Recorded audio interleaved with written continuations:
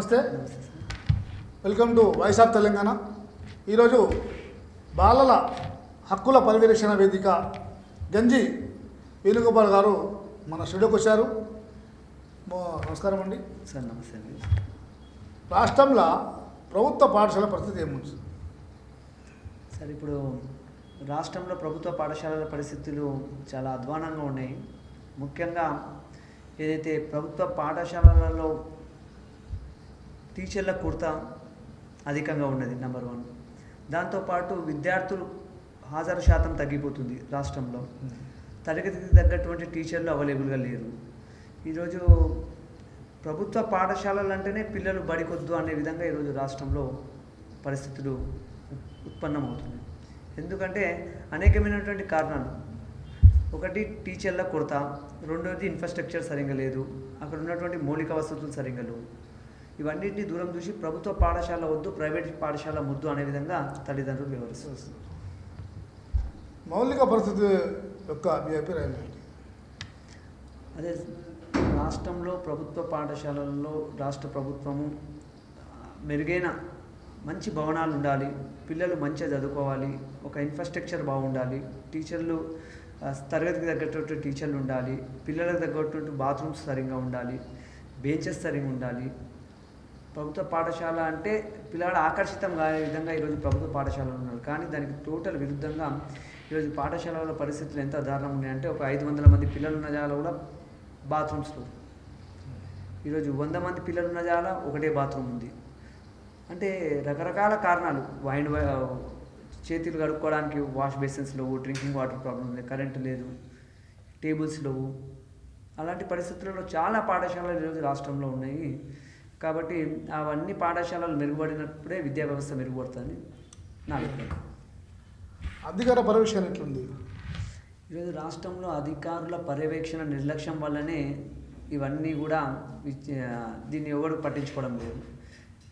రాష్ట్ర ప్రభుత్వం ఈ యొక్క పాఠశాలల పైన ఒక మంచి నిఘా ఏర్పాటు చేసి మంచి పాఠశాలలు నిర్మిస్తూ ఉంటుంది రాష్ట్ర ప్రభుత్వం. మేమంటున్నాం, రాష్ట్రంలో మంచి పాఠశాలలు కాదు, ఉన్న పాఠశాలను బాగు చేసేదాలు. ఈరోజు ఇన్ఫ్రాస్ట్రక్చర్ సరిగ్గా లేకపోవడం వల్లనే ఈరోజు పరిస్థితులు ఎదుగుతున్నాయి. రైట్ టు ఎడ్యుకేషన్ యాక్ట్లో క్లియర్గా చెప్తున్నారు మనకు, విద్యార్థులకు తగ్గట్టు 30:1 30 మంది పిల్లలు ఉన్న జాల ఒక తరగతి గది ఉండాలి, ప్రతి సబ్జెక్టుకు ఒక తరగతి గది ఉండాలి, ప్రతి సబ్జెక్టుకు ఒక టీచర్ ఉండాలి.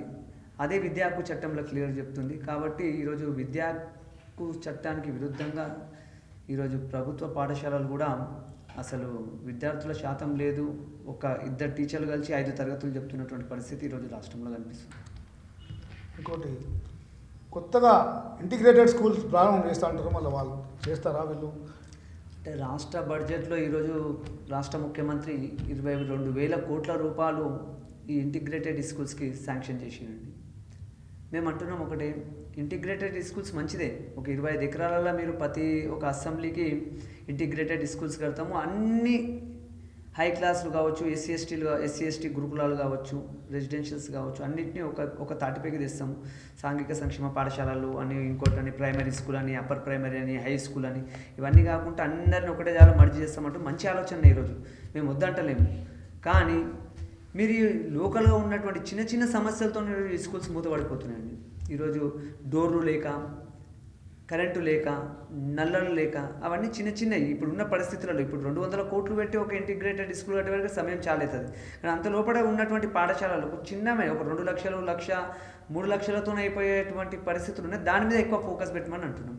ఈరోజు ఆ 200 కోట్లతో ప్రభుత్వ ఇంటిగ్రేటెడ్ స్కూల్స్ కడితే ఇది కేవలం ఎమ్మెల్యేలు, ఎంపీలని వాళ్ళ ఒక కాంట్రాక్టర్ల ద్వారా కమిషన్ల కోసమే ఈ పాఠశాలను నిర్మిస్తున్నారని నా అభిప్రాయం. బడ్జెట్లో విద్యకు ఎంత శాతం ఇస్తారు గవర్నమెంట్?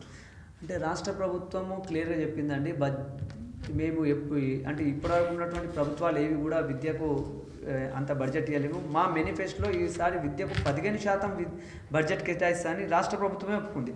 ఈరోజు రేవంత్ రెడ్డి ప్రవేశపెట్టినటువంటి మేనిఫెస్టోలో క్లియర్గా ఉన్నాడు, రాష్ట్ర ప్రభుత్వం విద్యకు 15% బడ్జెట్ కేటాయి. ఈరోజు 3 లక్షల కోట్లతోని రాష్ట్ర బడ్జెట్ని ప్రవేశపెట్టారు. అంటే ఇంచుమించు 60,000 కోట్ల రూపాయలు ఈరోజు మనకు రావాలి. 45,000 కోట్లే ఆయన అన్న, మేము 20% కావాలంటున్నాం, ఆయన 15% ఇస్తుండు. అంటే ఈరోజు 45,000 కోట్లు బడ్జెట్లో కేటాయించాలి. కానీ రేవంత్ రెడ్డి ఏం చేసిండంటే ఈరోజు 21,000తోనే సరిపెట్టుకుండు. అంటే 7.1% బడ్జెట్ ఈరోజు రాష్ట్ర ప్రభుత్వం విద్యకు కేటాయించింది. మేము అంటున్నాం, విద్యకు మీరు మా పిల్లల తల్లిదండ్రులే మద్యం ఉందండి. ఈరోజు మద్యం విచ్చలవిడిగా అమ్ముకుంటారు, విచ్చలవిడిగా లైసెన్స్లు ఇస్తున్నారు. ఈ మద్యం తాగేదంతా ఎవరండి? ఈ పిల్లల తల్లిదండ్రులే మద్యం తాగుతారు. ఈరోజు మద్యం మీద 60,000 కోట్ల రూపాయలు ఖజానా ప్రభుత్వానికి వస్తుంది, నింపుతుంది. మేము అంటున్నాం, మాకు విద్యకి స్పెషల్గా బడ్జెట్ ఏమి ఇవ్వకండి. మా పిల్లల తల్లిదండ్రులు తాగుతున్నటువంటి బడ్జెట్ని 60,000 కోట్ల రూపాయలని మా పిల్లలకే ఖర్చు పెట్టండి. మేము ప్రభుత్వంతో డిమాండ్ చేస్తున్నాం. వాళ్ళు ఇచ్చేటువంటి బడ్జెట్ మాకు అవసరం లేదు. మా తల్లిదండ్రులే తాగుతారు కాబట్టి అవే పైసలు మా పిల్లల పైన ఖర్చు పెట్టమని అంటున్నాం. ఈరోజు రాష్ట్ర ప్రభుత్వం మాకు 7.51% కేటాయించింది. అది ఎక్కడ కానీ విద్యకు సరిపోదు. మనం అనుకున్నటువంటి ఎడ్యుకేషన్, మనం అనుకున్నటువంటి ఇన్ఫ్రాస్ట్రక్చర్ మాత్రం ఆ బడ్జెట్లో కాదండి. ప్రైవేట్ స్కూల్ యొక్క మీ అభిప్రాయం ఏమిటి? ఈరోజు రాష్ట్ర ప్రభుత్వము, రాష్ట్రంలో ఉన్నటువంటి విద్యాశాఖ అధికారుల నిర్లక్ష్యం వల్ల ప్రైవేట్ స్కూళ్ళల్లో విచ్చలవిడిగా ఫీజుల దోపిడీ అండి. ఈరోజు ఆ రోజు తిరుపతిరావు కమిషన్ ఏర్పడ్డప్పుడు కూడా క్లియర్గా చెప్పారు, రాష్ట్రంలో అత్యధికంగా ఏదైతే భారతదేశం మొత్తంలో ఎక్కడ లేని ఫీజులు తెలంగాణ రాష్ట్రంలో వసూలవుతుంది. ఈరోజు ఎల్కేజీ పిల్లగానికి బీటెక్ ఉన్నటువంటి ఫీజు ఉందండి. 1,00,000 రూపాయలు బీటెక్ సీట్ వస్తుంది, 1,50,000 రూపాయలు ఎల్కేజీ సీట్ అండి. ఈరోజు మధ్యప్రదేశ్ కావచ్చు, గుజరాత్ కావచ్చు, రాజస్థాన్ కావచ్చు, తమిళనాడు కావచ్చు, మహారాష్ట్ర కావచ్చు, కేరళ కావచ్చు, 15 రాష్ట్రాలలో ఫీ రెగ్యులేషన్ యాక్ట్ కమిటీలు ఉన్నాయి. ప్రభుత్వం లోబడి ప్రభుత్వం దాన్ని అన్ని కంట్రోల్ చేసుకుంటా ప్రైవేట్ విద్యా వ్యవస్థని ప్రభుత్వం ఆధీనంలో తీసుకొని చేస్తుంది. కానీ తెలంగాణ రాష్ట్రంలో ఎక్కడ కానీ ఇది చట్టబద్ధత లేదు. ఇష్టానుసారం తనకి ఇష్టానుసారం ప్రతి ఏటా ఫీజులు నియమించుకుంటారు. ఆ రోజు తిరుపతిరావు కమిషన్ కూడా ఏర్పడ్డప్పుడు చెప్పారు, ఏ ప్రభుత్వ పాఠశాలలు, ప్రైవేట్ పాఠశాలలు తెలంగాణ రాష్ట్రంలో ఎంతెంత ఫీజులు వసూలు చేస్తున్నాయో ఆన్లైన్ చేయమని చెప్పారు. ఈ రోజుకి కూడా ఏ ప్రైవేట్ విద్యా సంస్థలు ఎంత ఫీజులు వసూలు చేస్తున్నాయో ఎక్కడ లేదు. కాబట్టి చట్టబద్ధతతో కూడినటువంటి ఒక చట్టం రావాలి ప్రైవేట్ స్కూల్ ఫీజుల మీద అని నేను కోరుకుంటున్నాను. స్కూళ్ళలో టై, బెల్ట్, షూస్, బుక్స్ అన్నీ మా దగ్గరనే కొనాలని దీనికి చట్టబద్ధత ఉందా? RT right to education act ప్రకారం ఎక్కడ కానీ ఒకటే స్కూల్లో, అంటే మీరు అంటున్నది ఈ స్టేషనరీస్ ఓపెన్ అవుతుంది. ఈరోజు రాష్ట్రంలో విచ్చలవిడిగా అమ్ముకుంటున్నారండి. ఒక దిక్కు ఫీజుల భారం, ఇంకో దిక్కు స్టేషనరీ భారం. ఈరోజు 20,000, 30,000, 40,000, 50,000 ఫీజులు ఒక దిక్కు అయితే మళ్ళీ 10,000, 15,000, 20,000 బుక్స్ ఒక దిక్కు. తల్లిదండ్రులు ఈ భారాన్ని మోయలేకపోతున్నారు. రాష్ట్ర అధికారుల నిర్లక్ష్యం అండి, విద్యాశాఖ అధికారుల నిర్లక్ష్యం. ఈరోజు డిఓల పర్యవేక్షణ లోపము, ఎంఈఓల పర్యవేక్షణ లోపం, డిప్యూటీ ఐఏఎస్ల పర్యవేక్షణ లోపం. ఆ మండలాలలో ప్రైవేట్ స్కూళ్ళు అసలు ఆ స్కూల్స్కి పనికొస్తాయని కూడా ఏ రోజు కూడా చూడలేరండి.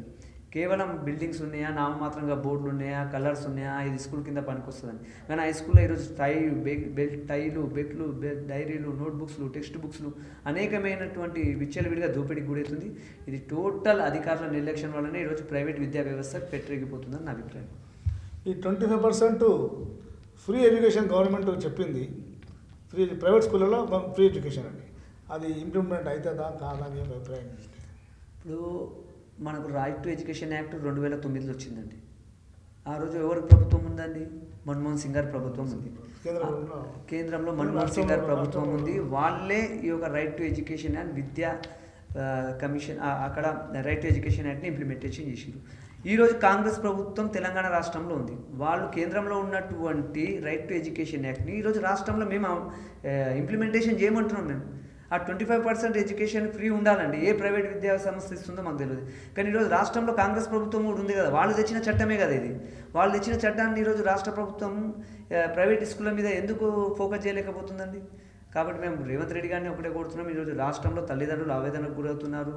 విచ్చలవిడిగా ప్రైవేట్ వ్యవస్థ నడుస్తుంది. ఎక్కడ కానీ 25% ఫీ అని 25% ఎడ్యుకేషన్ ఫ్రీ అని ఉంది. ఏ ప్రైవేట్ స్కూల్స్ కూడా దాన్ని పట్టించుకోవడం లేదు.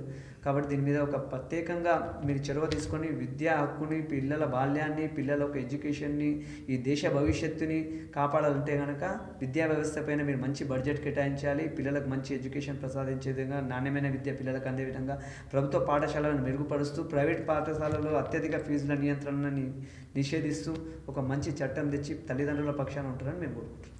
ఇప్పుడు పిల్లలకు వ్యాయామం చేస్తున్నారా స్కూళ్ళలో? ఈరోజు ఫిజికల్ వ్యాయామం పిల్లలకు చాలా ఇంపార్టెంట్ అండి. రైట్ టు ఎడ్యుకేషన్ అంటే అదే అంటున్నా సార్, చట్టంలో క్లియర్గా ఉంది ఒక పీటీ తరగతులు నిర్వహించాలని ఉంది. కానీ పీటీ సార్లే లేరు సార్ ఈరోజు. నియామకాలు ప్రభుత్వ పాఠశాలలలో నియామకాలు పీటీ సార్లు, ప్రైవేట్లోనైతే అసలు గ్రౌండ్లే లేవు. 100 గజాలు 200 గజాలు 300 గజాలలో బిల్డింగ్లు. ఫైర్ సేఫ్టీ ఉంటుంది మనకి. ఫైర్ సేఫ్టీ ఒక ఫైర్ ఇంజన్ జరగడానికి సంఘటన జరిగితే ఫైర్ ఇంజన్ తిరగడానికి జాగనే లేదు. వాడు పీటీ క్లాస్ పెడతారండి. మన చట్టంలో క్లియర్గా ఎంత సరౌండింగ్లో ఉండాలన్నది. కాబట్టి ఈ అధికారుల నిర్లక్ష్యం వల్ల ఈరోజు పీటీ క్లాసులు లేదు, ఫిజికల్గా పిల్లలకు ఎడ్యుకేషన్. రైట్ సార్, నమస్తే. చాలా నేటి బాలలే రేపటి పౌరులు. అయితే బాలల పరిస్థితి మన రాష్ట్రంలో ఆగమ గోచరంగా ఉంది. ఇది బాలల హక్కుల పరిరక్షణ వేదిక కన్వీనర్ గారు గంజి వేణుగోపాల్ గారు చాలా విషయాలు చెప్పారు. ప్రైవేట్ స్కూల్లో ఎలాంటి దోపిడీ జరుగుతుంది, ప్రభుత్వ స్కూళ్ళలో ఎటువంటి నాణ్యత లోపము, అన్ని రకాలుగా శానిటేషన్ కానీ, ఫర్నిచర్ కానీ, టీచర్స్ కొరత, ఇవన్నీ ఉన్నాయి. ఈ బడ్జెట్లో కూడా ఎప్పుడో 5%, 6%, ఇప్పుడు 7% అయింది. 15% అయితేనే కానీ ప్రభుత్వ పాఠశాలలు బాగుపడతాయి. ఇది ప్రజలు, తెలంగాణ ప్రజలందరికీ కోరుకోవాలి. ప్రభుత్వం 15% ఇచ్చి మన విద్యా వ్యవస్థను మెరుగుపరచాలి, మన పిల్లల భవిష్యత్తు కూడా బాగుండాలి అని వాయిస్ ఆఫ్ తెలంగాణ కూడా కోరుతుంది. నమస్తే, ధన్యవాదములు. Thank you.